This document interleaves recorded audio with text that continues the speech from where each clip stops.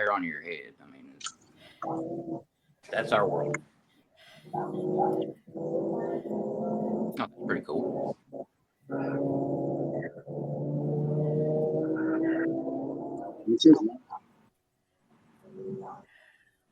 Hello, everybody. We are back once again for another episode of the fantastic, your favorite show, my favorite show, everybody's favorite show, Shitz and Giggles. I am your toothless terror, Jack Childress. These are my friends, Robin Veneri, and the Frog Master, the Rat Master himself, Angel Ramon. This week, we are doing a little bit of a throwback to the way back to our guy, the Bad Wabbit himself, the one and only Anthony Castro, former co-host, former lots of things in life, but one of my dearest friends, somebody I love to pieces, and I'll do anything in the world for when I can. Anthony, my man, what is up? What's going on, man? How you guys been? Well, dude, we're having you on again because we need to get everybody, caught back up on the world of the Bad Wabbit. Now, there are 4 books out right now. You're supposed to be working on that 5th one, and we're not going to stay off of you until we see that 5th one. We need it. We need Tommy Gunn's pretty art. We need Chris Philbrook's beautiful editing, and we need your fantastic story. How are things coming along? Things are coming along. Tommy Guns is actually working on book 5. There's a lot of new characters in this one, so he's right now focusing on all the new character designs and I guess environmental designs. One of the main things that really drew me to having Tommy Guns do the series was his ability to do backgrounds and incredibly his backgrounds and his environments, the things that he draws as far as like the stuff like the world, he is fantastic at. And I immediately, once I saw he was so good at it, I was like, I've got to get this guy to do the world that I'm trying to create, because it is a unique world, and it's gonna be amazing. Like, the stuff that he's gonna be doing. So I can't wait to see what he comes up with. Oh, that's gonna be so cool. Now, Robin, were you ever into comic books? No. Well, but I did look at his last night, and that is awesome. How did you come up with the thing about it? The whole rabbit and. Well, it's kind of a long story, but that's why we're here, right? Well, so we got time. I got diagnosed with a really bad heart condition back in 2019, 2020, and it kind of put me on my ass. I was in bed for about 3 months straight, and I had a defibrillator strapped to me and everything because the doctor said I could go any second. And while I was laying there, I just kind of started trying to figure out ways to keep myself sane, because it's very disheartening when you can't do anything. And so I started drawing, just kind of doodling, and Wabbit was actually just some doodle that I did on the corner of the paper. I have a friend whose nickname is Rabbit, and so I was kind of making a caricature of him being himself, and I was like, I showed it to somebody, and they were like, "Dude, this is really funny." They were like, "You should totally do something with this." And I was like, well, I don't even know what I do. So I started actually putting them on shirts. That was the first thing I started doing, was putting them on shirts and hoodies and stuff like that. And back then he had buck teeth. He doesn't anymore. I did that as an aesthetic redesign. But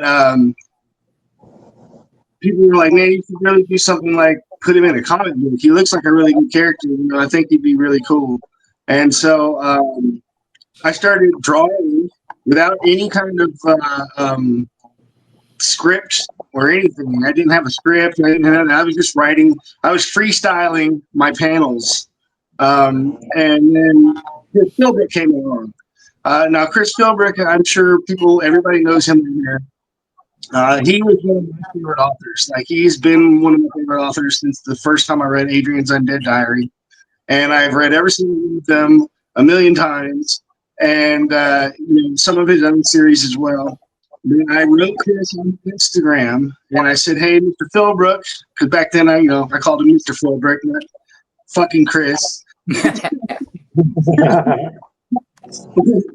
So, Mr. Philbrook, I really love your stuff. I really appreciate your books. I'm a big, big fan.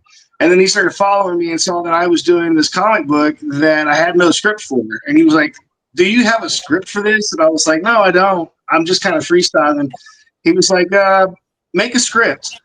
So I was like, when he says make a script, you go make a script. So I was like, okay. And I had never done it before. I wasn't really I knew comic books, Batman, Superman. I did all that stuff. I read the stuff, but I wasn't like a collector. I couldn't tell you whose first appearance was what, in what year, by who. I can't do that. But so I went with the script. It was a 41-page script, and I finished it. And I told him, I said, "Hey, man, I'm done with the script, but I need an editor. I need someone to correct my horrible spelling and my grammar." And Chris, he was like, "Send it to me."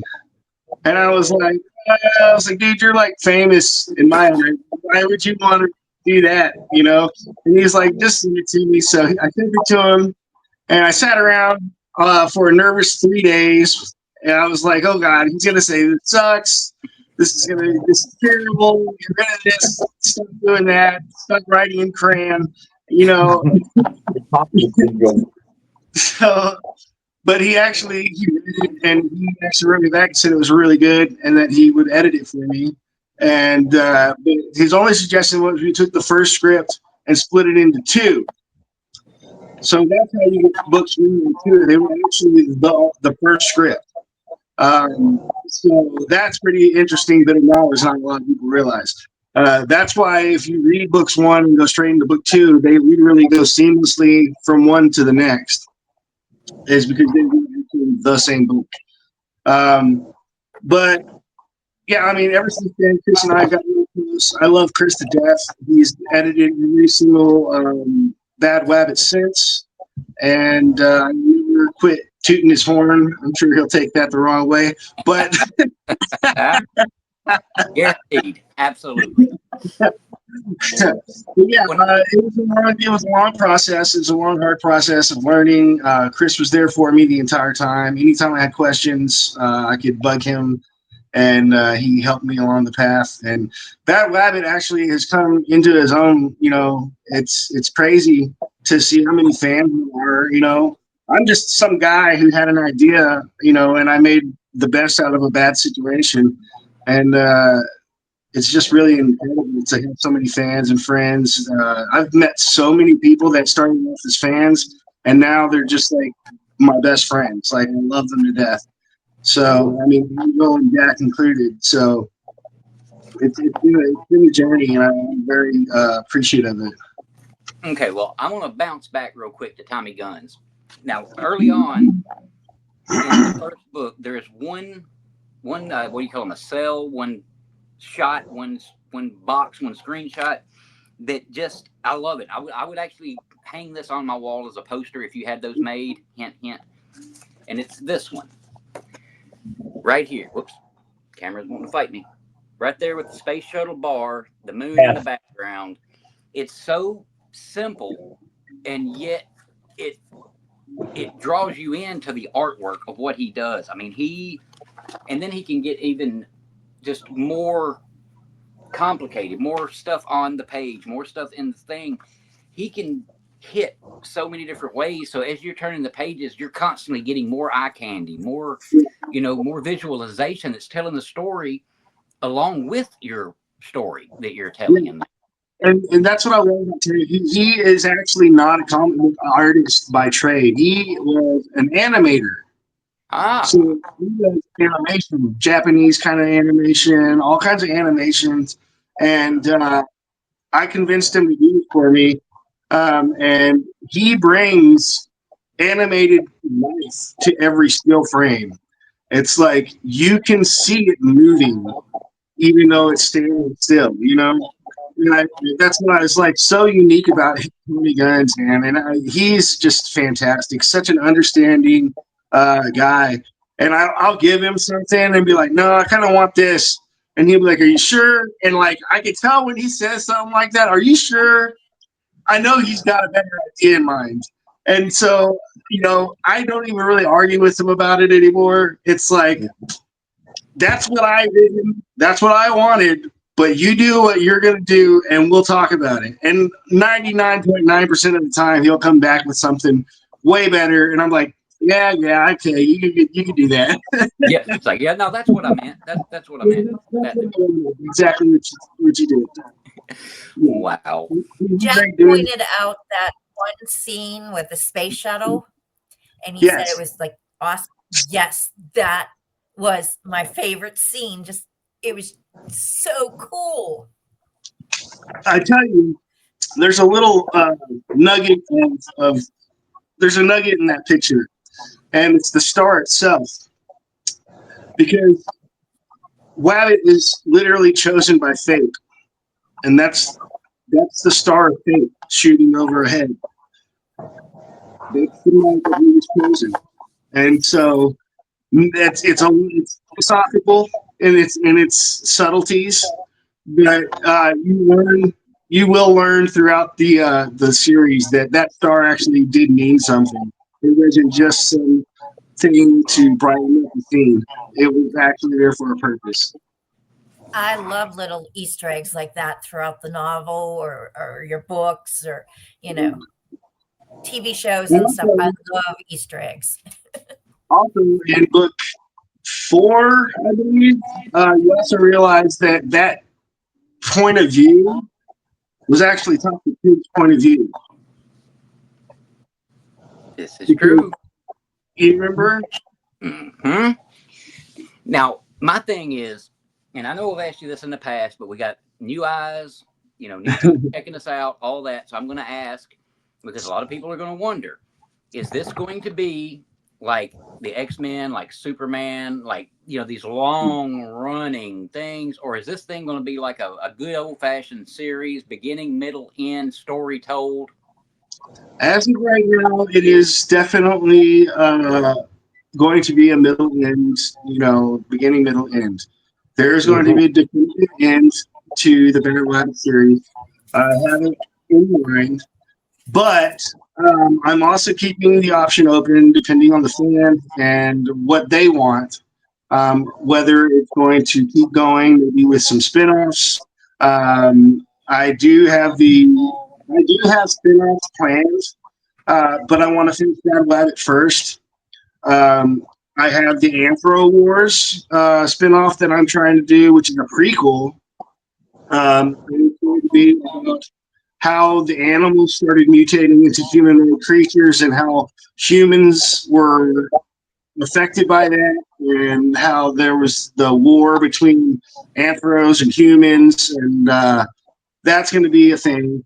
And then I wanted to do a Space Monkey spinoff, more directed towards kids, but have him be like the Buck Rogers, Flash Gordon type character in space, doing his thing.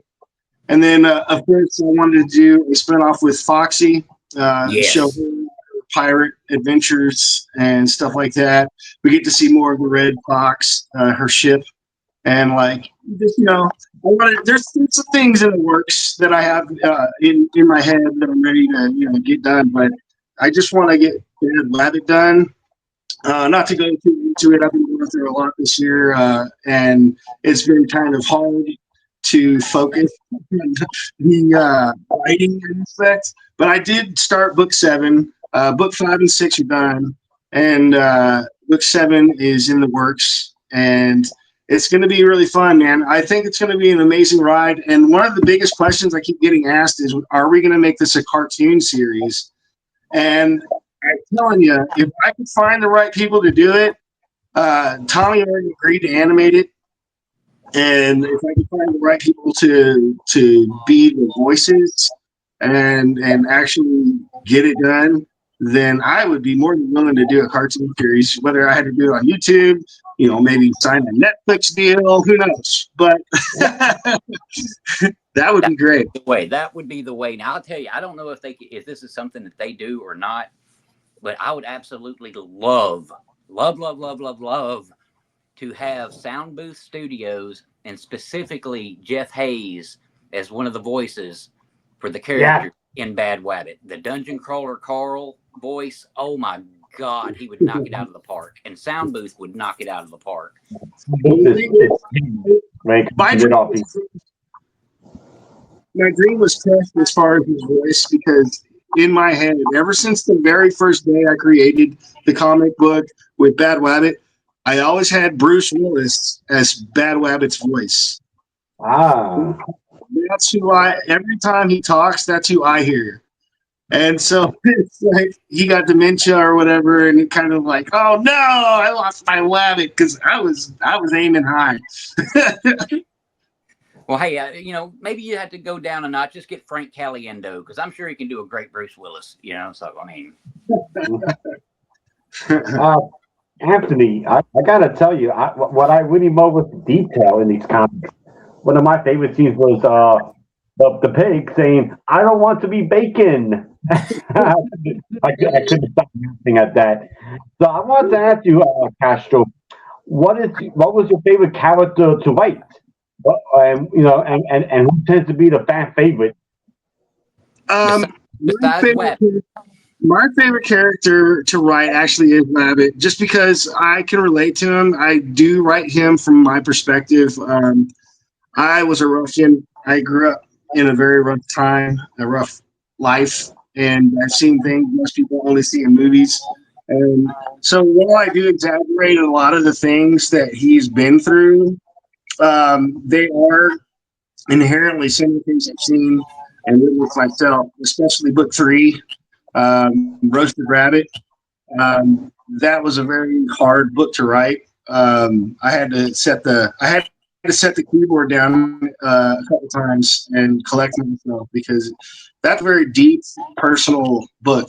And just before releasing it, one of my best friends actually committed suicide. So it was like, wow, you know. And so it was a very hard thing to do. But Wabbit, yeah, for sure, he's definitely my favorite character to write. And but as far as fan favorites go, you already know who that is. Toxic Pig. Everybody loves that little pig, and he actually, I would say I wrote him, but I didn't. He kind of wrote himself, because when I started the book, when I initially started the book, the idea for Toxic Pig was to be this annoying little guy who said things that he shouldn't say when he shouldn't say them, and you know, like, you know, those people that you say, hey, you know, so-and-so's coming over, he's got a mole on his face, don't say anything about it. And as soon as they walk in, the guy's like, oh, mole. Exactly. And that's who I would picture Toxic Pig as. But as I got into the actual book, I realized that he was just a cute kid, like kid mentality. You know, he just wanted to help everybody. He wanted to be, you know, a friend to everybody, because they live in a harsh world, man. And when you live in a harsh world, you know, harsh life, people need friends, man. People need friends. And to have somebody that's willing, because of that purpose only, because you need a friend, is willing to be your friend, that's what I wanted. I wanted somebody who's willing to be your friend because you need a fucking friend, you know?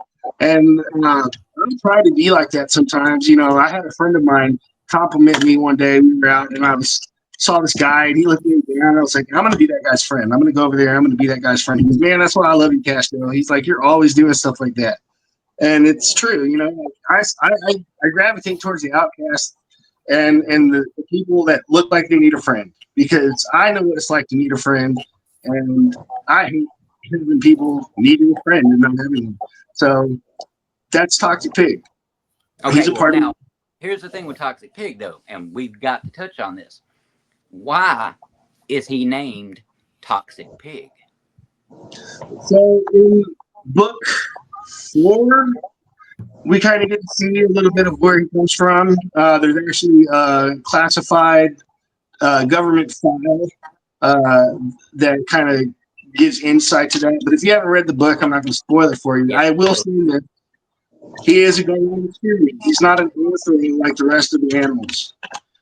He was a government experiment, and he has developed the ability to exhale extremely toxic feelings to the point where if he was to take that mask off and maybe exhale very strongly, he could probably melt everything within the vicinity. And that's why he has to do that. He was built to kill, and biological weapon. But he's a nice guy. He doesn't want to be a biological weapon. He doesn't want to be what he was made to be.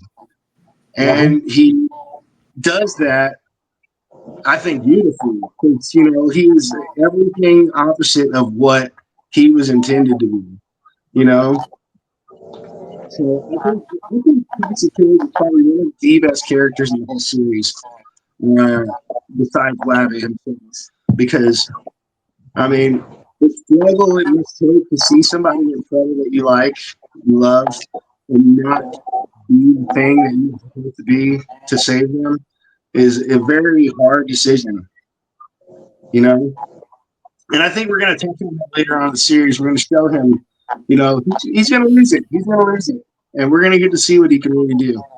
But it's the struggle that he goes through of not trying to be that. That's the poignant thing about Toxic Pig. I love that pig. Well, I'm going to tell you now.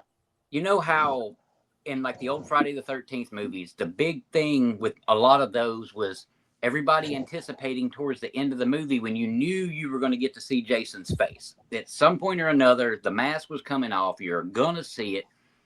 Will we be shocked the day we finally see Toxic Pig without the mask on? I don't think his face inherently is shocking.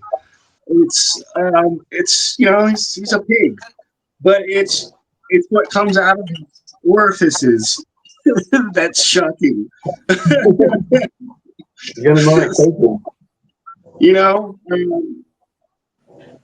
I did draw a picture, but I never posted it. I never published it, and I've lost it along the way. But I did show what he looks like without his mask. And it was pretty cool. It looks really awesome. I wish I would have kept it. I wish I would have had it on the computer, but I was on paper, and I don't want to ruin it. But I'm gonna revisit that for the cover of the book, in which he actually takes the mask off. I want to have that as a cover because it looks awesome. Cool. It's almost godlike. Now, let's talk covers because I'm a big sucker for a good looking cover. Jack knows this. Robin probably knows that. This is obviously my favorite cover in the series for obvious reasons. But Castro, I wanted to ask Dan, which one do you think is your favorite cover in the series? Now, I love Tony Guns. He does a lot of really good covers. But he actually does all the interior of the books. So for me, it's joy to actually get to see other artists do their interpretations of Bad Wabbit and the other characters. I think Jason Giggles, he did an extraordinarily awesome Conan-esque cover with Bad Wabbit sitting on a pile of skulls on a throne, and I think that was one of my favorite ones. And the cool story about that is there's the colored version, and then there's the black and white version. And the black and white version was never meant to happen. It was not supposed to be there. But when Jason Devine, he sent me the black and white version, said this is what the black and white, the inked version looks like, and I'm about to color it. And it looks so freaking amazing as black and white. I was like, dude, we got to make that a cover in itself. It's got to be a cover. And so we made a colored version, and then we made a black and white version. And that's just the 8th version of his drawing. And that actually on the campaign, the Kickstarter campaign that we introduced that cover to, that was the biggest seller on that campaign, was the black and white cover, and everybody loved it. I mean, it looks hard, man. It looks good. Yeah, I love that one. Which one you're talking about? I loved it. Oh yeah, it's fantastic. And then of course I have Jacob Carson. He's the guy who did the original cover for book 1. I have had him do a cover for every single book since, because I mean he's just an amazing guy. As far as artists, like he did the original cover. I love it. Flipping them off. Yeah, I based that on the original Star Wars poster. And then this was based on a design I drew, but of course Jacob got a hold of it and made it even more cool. Mm-hmm. And then he's the one who did the frog covers. So Jacob Carson did all the frog covers, and then he did this.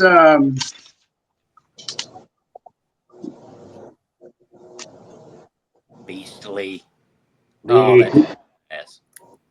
Yeah, that's a Frank Frazetta homage, because he has that Conan where he's standing on a pile of enemies and he's slinging his axe as they're climbing up the pile of enemies at Conan. And I was like, I want to do something like that with Toxic Pig, and he was like, "Give it you."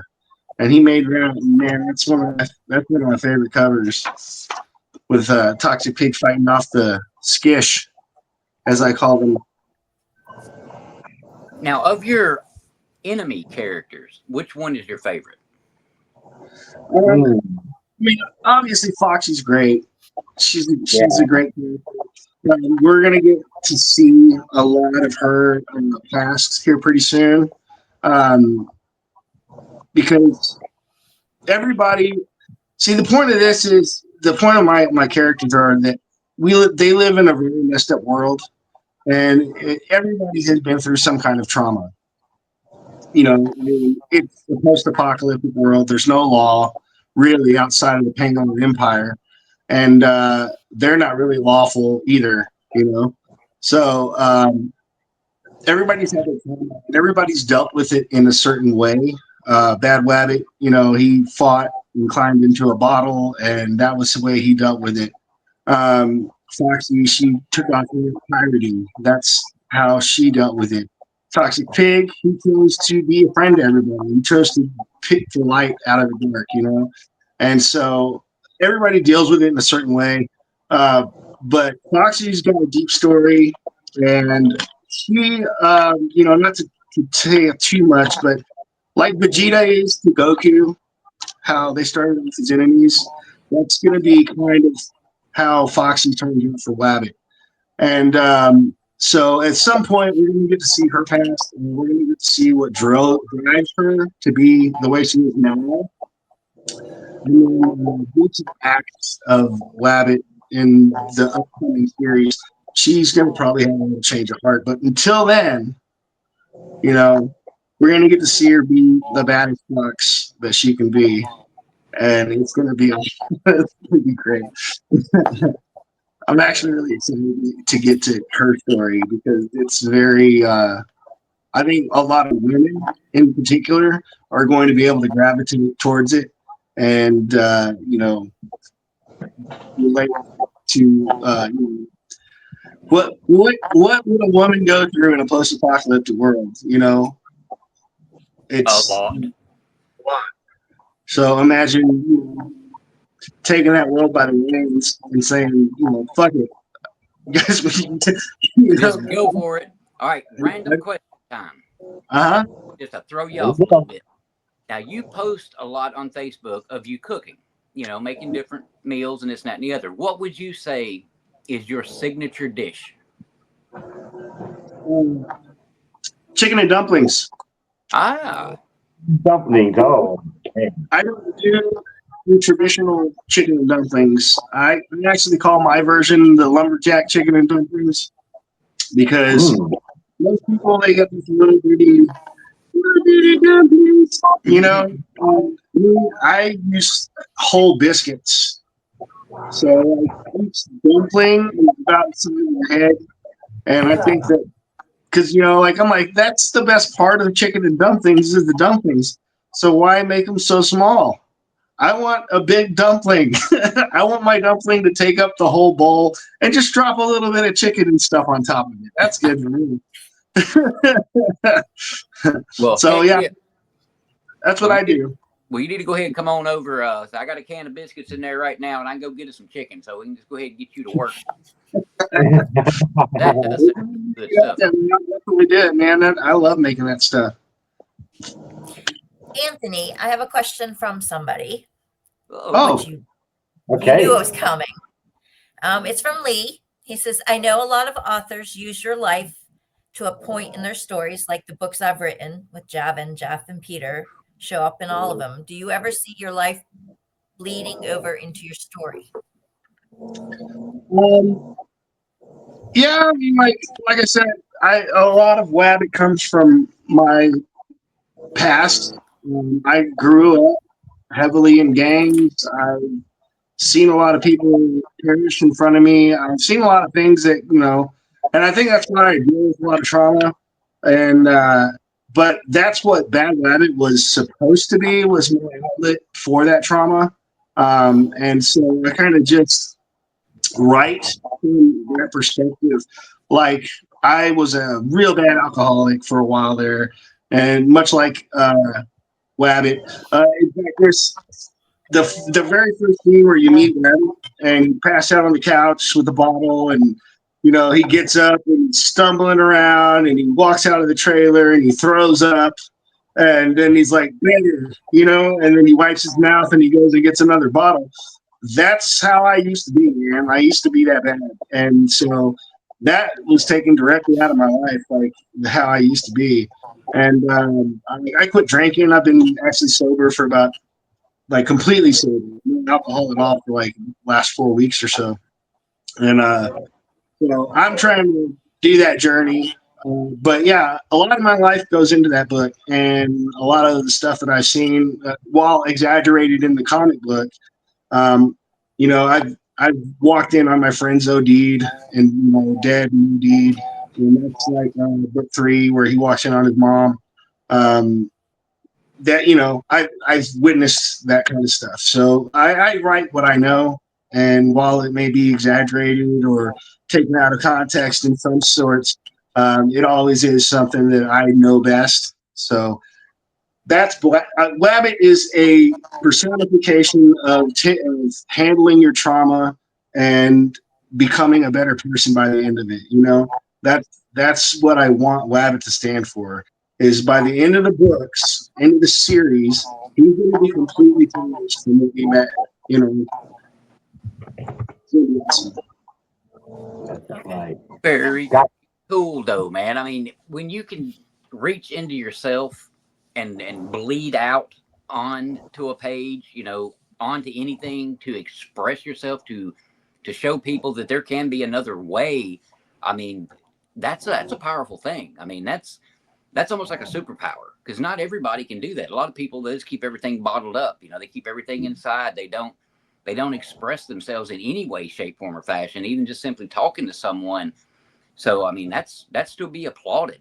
Absolutely to be applauded. Well, there's one thing I've always been, or at least always tried to be, and that's a genuine individual. I mean, you guys know, I wear my heart on my sleeve, and sometimes it, gets dirt on it, but I'm not the kind of person that will sit here and keep things bottled up, because I've realized over time that the more you bottle up, the harder it is to get through your day.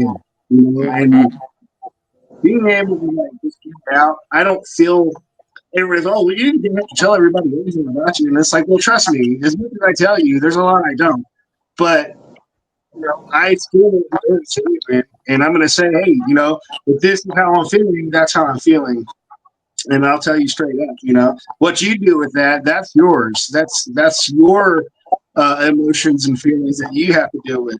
But I'm going to be genuine, because that's just me, and I'm not going to compromise me for anybody else's comfortability.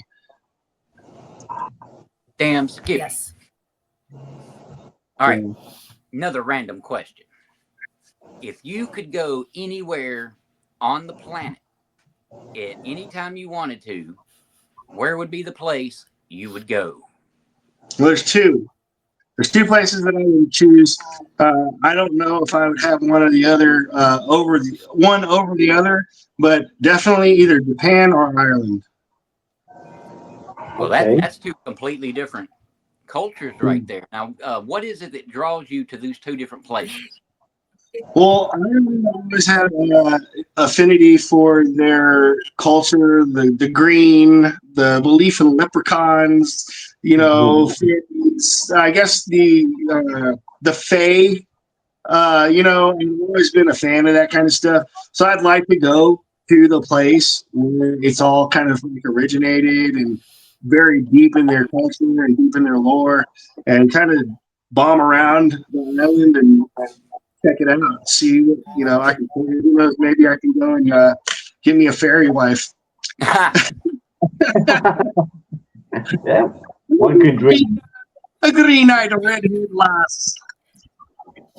Now, with all the horror stories I've heard about the kissing of the Blarney Stone, because, you know, it's kind of gross if you really think about it, would you still do it anyway? Absolutely not. Said, nope, ain't putting my lips on that. In culture, yes. Stupid, no. Yeah. Okay, now tell us about the going to Japan. I already know because, you know, I know you dig anime and stuff like that, but there's got to be more than just that. Well, so I have always, for some reason, been gravitated towards the Japanese culture. I don't know why. I've always been very respectful and very appreciative of the Japanese culture. And I had actually went to a psychic once, and she said that in one of my past lives I was a samurai in Japan, and you know, if you believe in that kind of stuff. And but it makes sense because every Japanese, especially older Japanese people, every time I meet them, I'm just like so like, you know, I'm very respectful. I really, it's instant. It's like I don't even plan to be. It's just natural, it comes naturally. And I've always had this affinity for samurai swords, and I love all the old Japanese movies with samurai, black and white movies. It's I don't know. It's just something I've always wanted to go there. Every time I see cherry blossom trees, I don't know. I get a sense of home for some reason, and you know, it's like I want to be there. I find it extraordinarily relaxing. Chimes, like everybody likes the metal chimes, but I love the sound of bamboo chimes for some reason. It's like some subconscious thing in my soul, and every time I hear them, I'm instantly put at peace. And so it's like I don't know. I just have this attraction to the Japanese culture and the world of samurais and stuff like that. So I really would love to go there and actually just kind of check it out. And who knows, maybe just stay there. Well, now let me ask you this then, because I mean, I know you're a really good cook. Do you have any Japanese dishes that you've taught yourself how to make? I did learn how to make sushi. But I'm not really good at it. I'm too American on it. I'm like, you know what? Cheeseburger sushi. Really good. Cheeseburger sushi. Now that I could probably get down with. I could definitely probably get down with that right there. But no, I mean, I did sushi, learned how to make gyoza, and you know, pot stickers for those who don't know what that is. So I learned how to make some of that stuff, and I make it every now and then when I get a chance. But the ingredients, and the time that it takes to make those kind of things, very involved. And with kids running around screaming they're hungry, I don't really have 2 or 3 hours to make dumplings, and so I just go buy them at the store frozen and Just whip it up. just whip it up. Get it done. Now we know you got the comic book thing down, but I'm wondering, have you thought about taking a stab at even just doing like I don't know, a 5 to say 8,000 word just straight up text short story? You know, no art, no nothing. You know, like full length. No, I think I've taken a stab at it, but I think I killed it on accident. And not in a good way, right? You know, not in a good way. You just killed it. I did start a thing long time before I even did any of this. I was actually one of the first things I was going to try and do.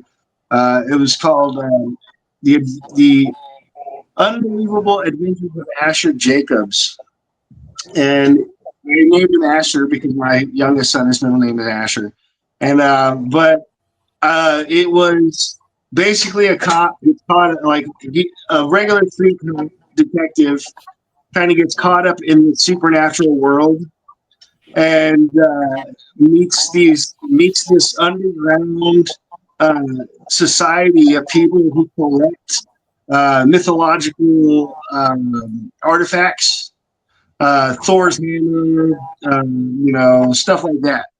And it's kind of a mix between fantasy and science, to where like all the fantastical things about these mythical artifacts turns out that they're actually scientifically based and why they work.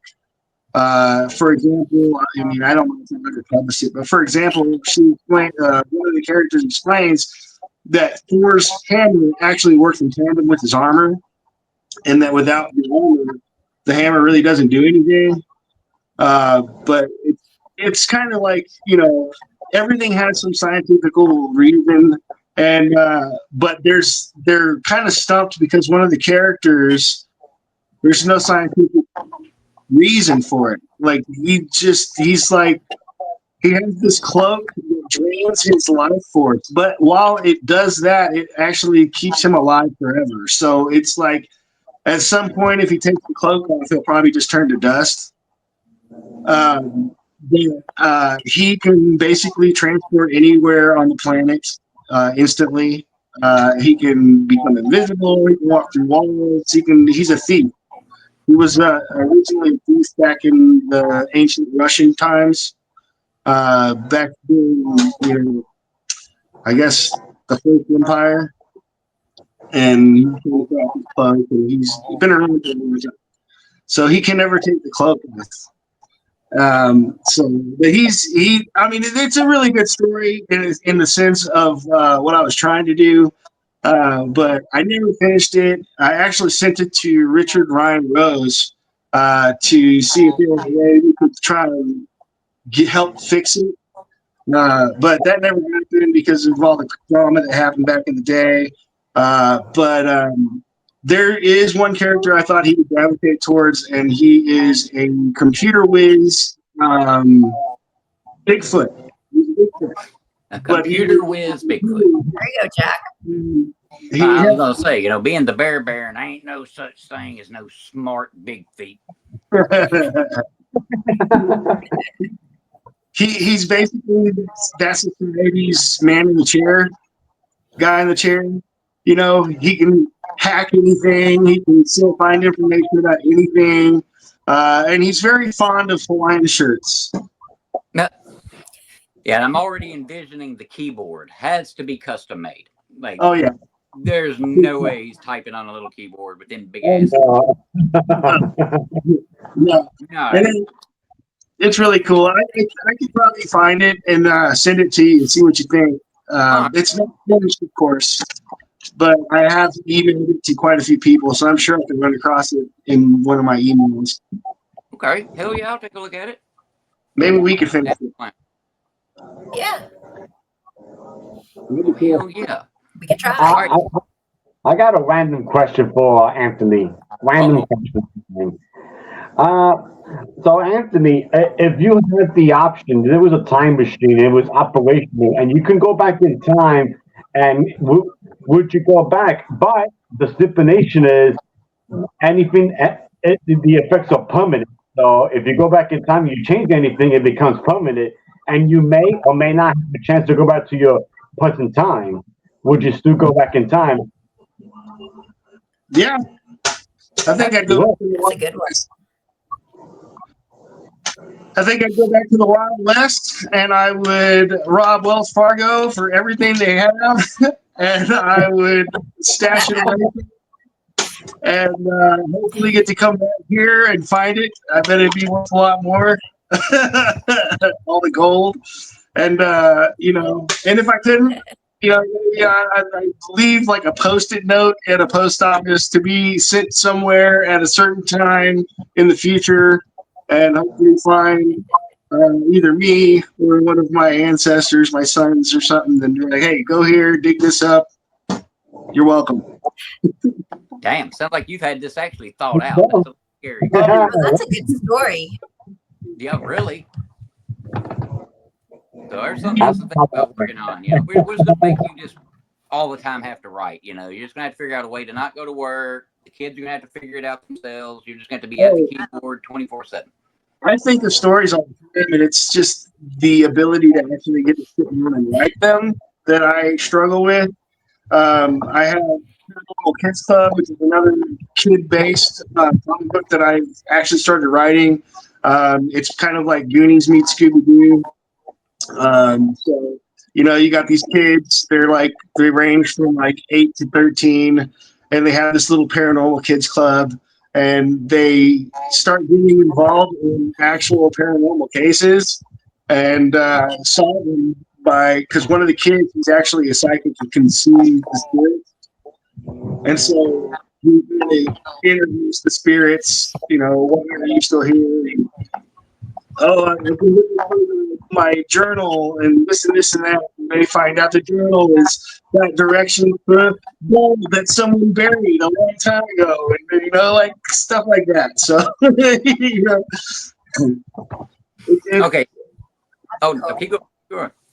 Cool. I've got another one that I'm trying to do for kids. It's called Amulet of Dreams, and it's about this little girl who wakes up in a gnome's yard in some parallel universe that is ran by dreams. Like, it's a dreamland, basically. And she doesn't know who she is. She doesn't know how she got there. She doesn't know anything. But she's being hunted by the King of Nightmares, and he's trying to take over the entire land. And so her and this little gnome she finds, his name is Nomi. It's a take on Homie, little Nomi, because he's like a gnome, but he talks like a vato. Hey, what you doing in my yard? you know? So I call him Little Nomi because you remember the little homies back in the day? Yep. Yeah, he wears the button plaid shirt, and he's got his little beanie, but it's like a gnome hat beanie.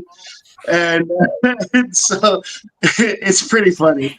All right, Sterling. Now he's got to at least have the curly Q shoes, but they look like high top basketball shoes, but with the curly top.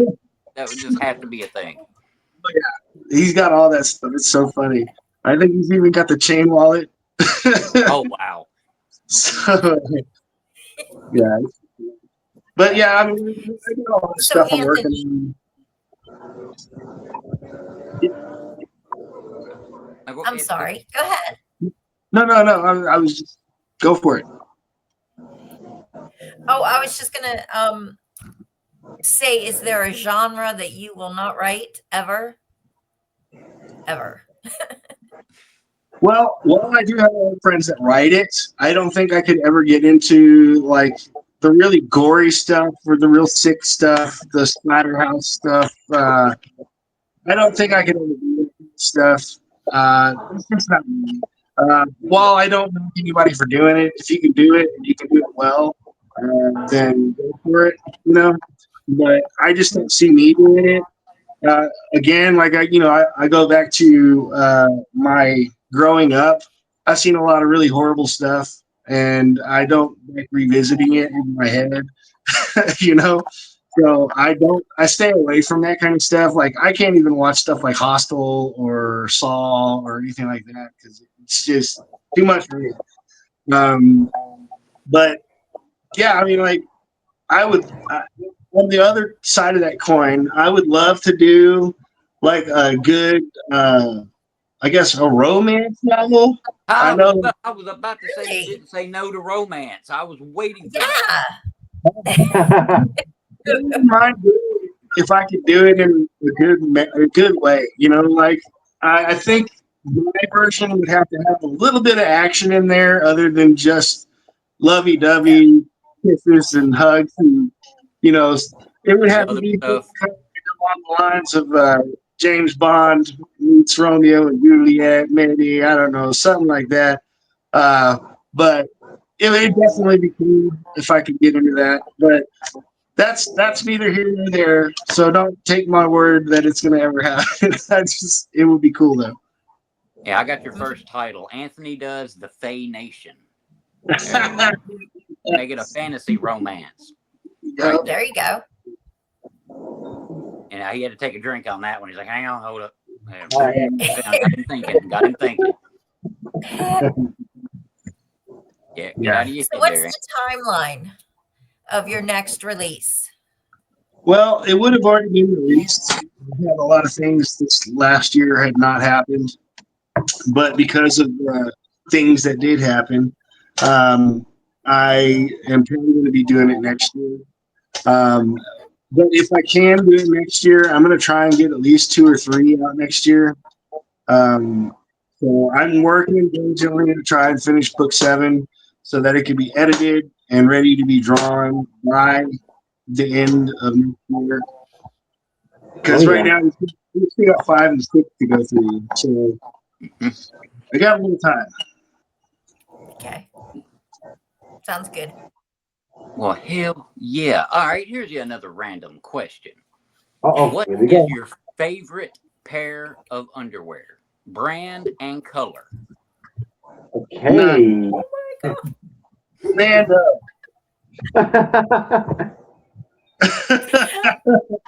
Wow. Anthony said it when he posted on Facebook. Once the two of us get together, things can't fly off the rails. Yeah, man, and here we go. I would rather go commando than have underwear because of 2 reasons. First, it's very freeing. Second of all, it cuts down on the laundry. That's smart. Yeah, he's like one of the Well, only Jack, people I what's know. yours? Well, now Anthony, first off, he's one of the only people I know that he wears 3 socks when he gets dressed. Just saying. Yeah, Just saying. And for the record, mine are Hanes, and they're black, and the little pouch area is gray. yeah. And they're not tighty whities or boxer briefs. I don't like the loose feel because you got stuff banging around down there. So I prefer to keep things secured. Well, see, Jack, I gotta wear that 3rd sock because if I lean forward too far, my kickstand gets dirty. So you're saying you're a tripod. Okay. Oh boy.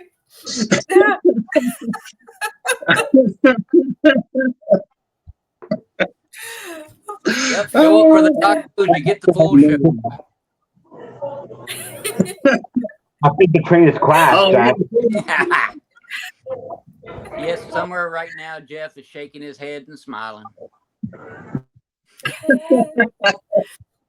All right. Well, now, as you've been going through all this, but if you can take, which is I know pretty much impossible, but if you can take real life and kick it to the side, just from the business side of it, the machine itself, getting everything done, what has been the most frustrating part of producing Bad Wabbit?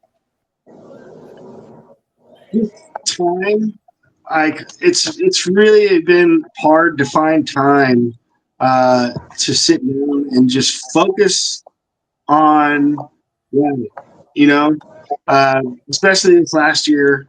Not to go into too much, but I've been going through a lot of legal stuff with my ex-wife and custody and all this stuff. So it's been really hard to try and find time to sit down and actually just write.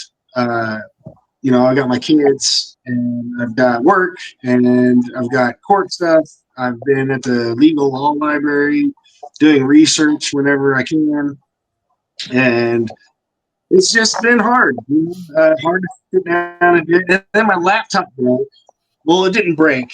My charger broke, so I can't charge it, so I can't use it.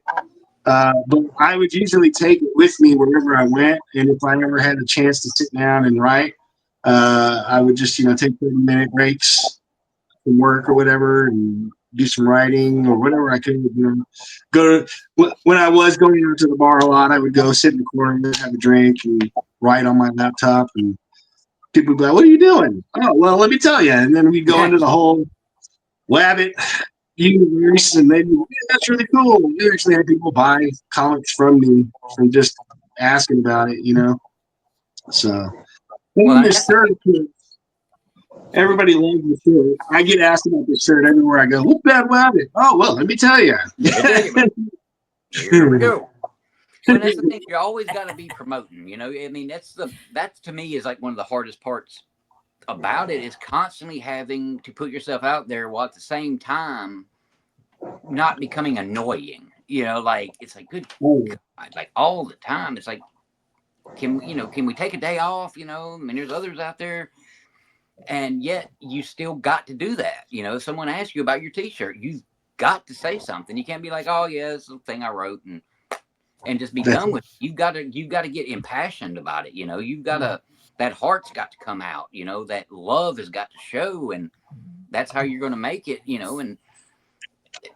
And you've done a good job, especially like when you had the Kickstarter going.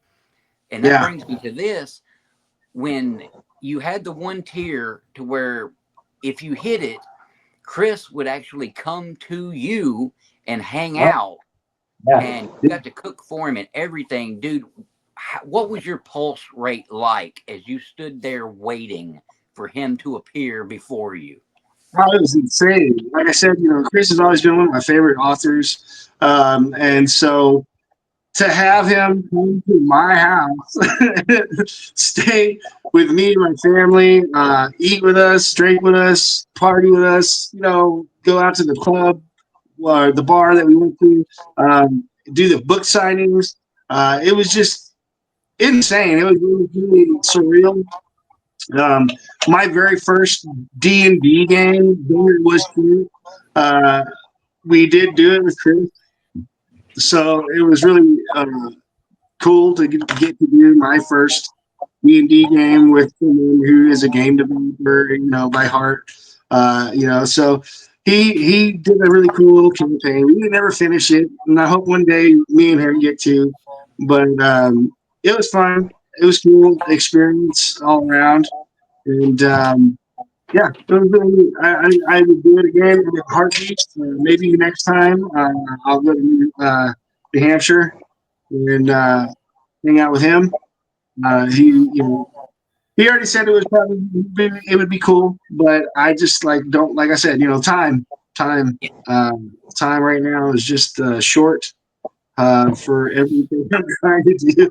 So it's like I got to be in Montana right now, take care of business. Well, now, granted, down the road, these old episodes, this is not an old episode yet, but eventually will be. This, somebody could be catching this in the middle of July, looking for something to watch. But we are currently coming up on Christmas. And I was wondering, do you have big plans for Christmas, or are you and the boys just going to kind of keep it low key? Well, the boys are going to be with their mom for Christmas, so I'm going to be sitting here by myself. But, I mean, that doesn't necessarily have to be a bad thing.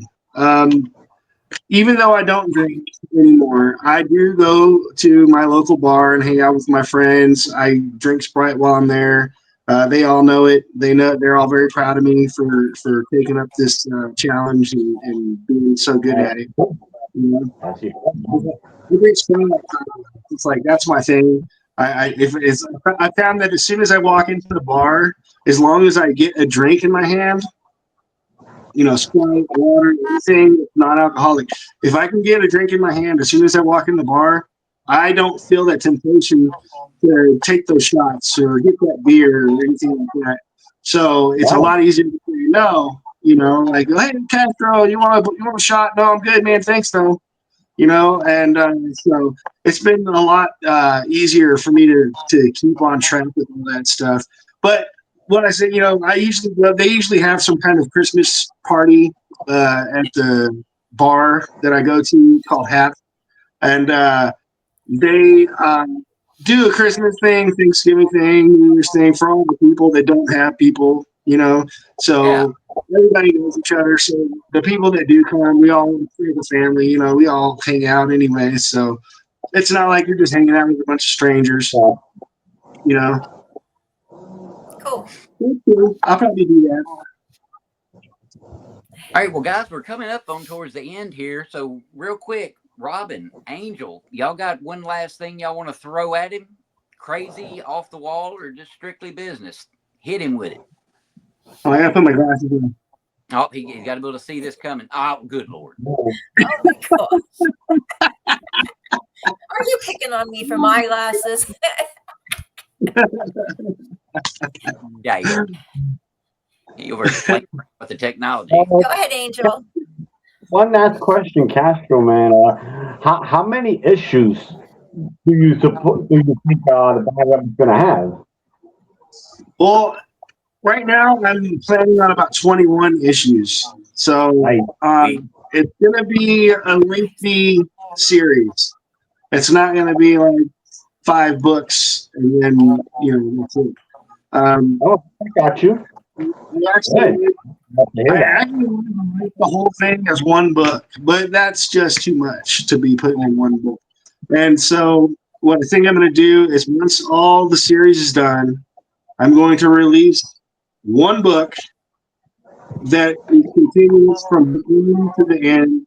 It's not going to have the recaps or anything like that in it. We've kind of opted out of that, even for the omnibus that we're going to do for book 5, because we're going to do a book hardcover 1 through 5.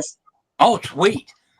And so we're going to do the recaps for that because it's, as you guys know, each Wabbit book goes directly into the next. So there's really, unless you're buying them separate, there's really no need for a recap. So we're going to be going away with the recap. But yeah, the 21 something odd issues is what we're going to be going for. And I hope they get there. Hell yeah. Robin. Freaking awesome. Well, I'm going to jump in before Jack says anything. And can you write Bigfoot into it somewhere in your comics? I've actually planned on doing that at some point. Ah, okay. You go ahead and talk a bit. The world of Wabbit is not. It's very, I guess, how you say, flexible as far as what kind of characters exist in that world. Because even though they may be fantasy creatures, the way they come about is different than we know. Like they are what they are. They are like Bigfoot. I have a fairy in one of them. But they have all evolved from something. For example, the fairy that I have, who is based on a friend of mine, actually, I told her, I said, when I first met her, I said, you have the face of a fairy. Like you would look really cool as a fairy. Like if you had the pointed ears and wings and everything, you'd look fucking just like a fairy. So and that poor toxic pig gets his approach to people. Just walk right up and just spit it out. But no, so Reggie is her name, and I made the fairy Reggie. But she actually, her species evolved from like dragonflies and lightning bugs and stuff like that. So that's how her fairies came to be, and that's why she has the antennas on her head. Like unlike most fairies, they just so. There's a reason for everything in the book. There's a reason, and everybody looks like they do, and I tried to make sure that's made clear. Dude, it's all freaking fantastic. I'm telling you guys, whether you're into comic books or not, you need to get on the Bad Wabbit train. And there's still so much more that we could get into that, we've gotten into just me and him have talked about in the past, not on a show. Like, for example, he doesn't carry a gun. You know, he will beat you to pieces, but he's not going to go out there trying to shoot you, stab you, or anything like that. He's just an old school brawler, you know. And then you get these other characters that come in that are determined they're going to shoot him, stab him, you know, break him into pieces, and yet he's still content just to roll in, 10 knuckles up, let's go, you know, and just have at it, man. And so you guys, y'all got to get on this now. That way you can at least say, I was all into that series before it got so big, because it's definitely going to become something big. And I think it's a matter of patience, honestly, because, you know, you're still early on right now. I got 4 books sitting here beside me, and, you know, you're talking up to 21. When you get up to 17 and 18 mark, that's when I think you're going to really start to get that traction. Now, one quick thing before we go out the door. Dungeon Crawler Carl has recently put out a webtoon, which is basically a comic book for his novelizations. Have you looked into anything like that? I would love to do that kind of stuff. Absolutely. So, yeah, that's something else we need to jump on, but we'll have to get to that at some time later. Well, you know how I like to do this thing right here. Robin, tell everybody where they can find you. robinsreview.info and Reading Between the Spines. Don't forget the underscores. Yeah. Got to get them in there. All The right, underscores between each word. Yep, Mr. Frog Master, Angel Ramon, my man, my dog, my brother. Where can everybody find you? You can find me on For the Frog, the official Angel Ramon fan group on Facebook. You can also find me on Books of Horror, where I review books. Also, with me Between the Spines, where I review books and share my stuff. You can also check me out on Patreon, where you can read some of my new stuff well ahead of the public. And you can also check me out here, you know, at times when I come join you guys here and there. And let's not forget to get on to Amazon and anywhere else you want to get your books from. My name and Malone, and there you go. You get to see all my wonderful books. All right. Well, first off, Mr. Wabbit, thank you for coming on today. Thank you for doing this, man. I know you had a tough go of it. You know, I mean, I said for you out there in viewership land, y'all don't know what we 3 know. This guy has been fighting a battle, and we are standing in solidarity with this man because we believe in him. We know he's got the heart. We know he's got the passion. He is going to fight for his boys. He's going to fight for his own life. He's going to keep doing things the right way. Anthony, tell him, brother, where can everybody find you? Well, you can find me on Facebook, at DFW Comics, or you can find me under Anthony Castro. Also, you can find all 4 of the books that are released right now. You can find their digital copies on Amazon. I do have some physical copies going on there, but right now, I just haven't had the time to sit down and do it. It does take some formatting and some know-how, and especially with comic books.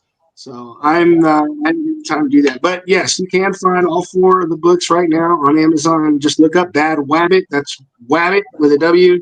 And you'll find it. It's not hard to miss. It was #1 bestseller. Both first 2 books were #1 bestsellers on Amazon very shortly after they were released. In fact, there was a time when book 1 and 2 were #1 and #2 at the same time. So that's awesome. It's not something to shy away from. Definitely go and check it out. Definitely get involved with the series. Definitely become a fan, because when this is all over with and you can say, hey man, I was there before it was a movie or a TV show, before it had 21 issues out, before there was anybody was sporting Bad Wabbit merch, I was there.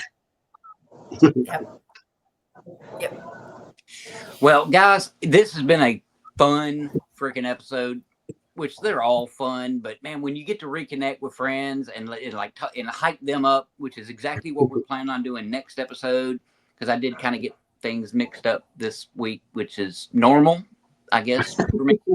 But next week we will be having Jeannie Frederick Lewis on, so we can talk about her books, one of which is hanging back there somewhere behind me. But we're gonna have her on next week. So for this week, I am Jack Childress. That is Robin Veneri.